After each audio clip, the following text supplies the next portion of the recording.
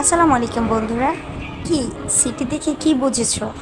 তোমরাও যা বুঝলে আমিও কিন্তু ঠিক তাই বুঝেছি। হ্যাঁ, আজকে আমি তোমাদের সাথে শেয়ার করব 2.5 থেকে 3 ঘন্টার গরুর মাংস কিভাবে আমি 30 মিনিটে রান্না করে ফেললাম। তো চলো রান্না করে ফেলি মজাদার গরুর মাংস। যদিও রান্নাটা আমি করি নাই, আমার বড় বোন করছে, বাট এইভাবে যদি আপনারা রান্না করেন তাহলে কিন্তু খুব অল্প সময় ব্যয় করে রান্না করে ফেলতে পারেন গরুর মাংস। তো প্রথমত আপু একটা প্রেসার কুকার নিয়েছিল, আর প্রেসার কুকারে আপু যতটুকু মাংস রান্না করবে ঠিক ততটুকু মাংসই নিয়েছিল। তারপরে সেখানে পরিমাণ মতো আদা বাটা রসুন বাটা দিয়েছিল। মনে রাখবেন, গরুর মাংসে মশলা যত বেশি হবে মজাও কিন্তু ততটাই বেশি হবে। তারপর দিয়ে দিয়েছে জিরা বাটা, চিনি, এলাচ, লবঙ্গ সবকিছু বাটা বাটা মশলা দিলে কিন্তু খুব মজা হয়। দিয়ে দিয়েছিল পেঁয়াজ কুচি, কি করে পেঁয়াজ কুচি দিলেও কিন্তু ভালো লাগে। এক কথায় সব মশলাই অনেক পরিমাণ মতো অনেক বেশি দিতে হয়। তারপর দিয়ে দিয়েছিল লবণ, হলুদ গুঁড়া, মরিচ গুঁড়া, যা যা প্রয়োজন হয় সব মশলাই দিয়ে দিব। আপনারাও কিন্তু মশলা খুব বেশি করে দিবেন, বারবার আমি এই কথাটাই বলতেছি, মশলা বেশি হলেই কিন্তু ভালো লাগবে। তারপরে দিয়ে দিয়েছিলাম ধনিয়া গুঁড়া, জিরা গুঁড়া, আমি জিরা পেস্ট করাটাও দিয়ে দিয়েছি, আবার গুঁড়া জিরাটাও দিয়ে দিছি, তাতে স্বাদটা আরও বেশি দ্বিগুণ হয়ে যায়।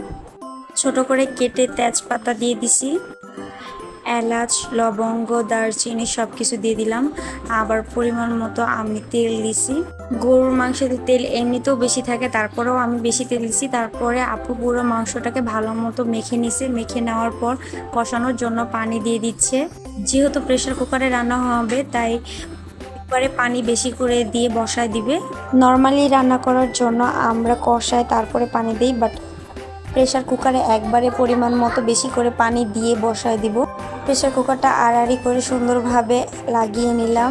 প্রেসার কুকারের ঢাকনাটা কিভাবে লাগাইতে হয় যারা জানেন না তারা অবশ্যই আমাকে কমেন্ট করে জানাবেন, আমি তাদেরকে শিখিয়ে দিব কিভাবে ঢাকনাটা লাগাইতে হয়।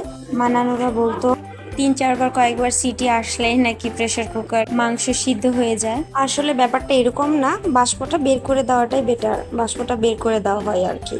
কয়েকবার সিটি বাজার পর তারপরে একটু চেক করে নিচ্ছিলাম যে আসলে নিচে তরকারিটা লেগে গেছে কিনা। মাংস যদি লেগে যায় তাহলে কিন্তু খেতে আর মজা লাগে না, পোড়া গন্ধটা আসলে খাবারটা খুবই বিশ্রী হয়, স্মেলটাও আসে না। তারপর কিছুক্ষণ পর আবার কিছুক্ষণ নেড়ে নেড়ে ভালো মতো মাংস সিদ্ধ হয়েছে কিনা তা দেখে নেওয়া হচ্ছিল। মাশাআল্লাহ পারফেক্টলি এত সুন্দর হয়েছে যে হাড্ডি থেকে মাংস খুলে যাচ্ছিল। তো আমার রান্নাটা কেমন হলো অবশ্যই কমেন্ট করে জানাবেন। আল্লাহ হাফেজ।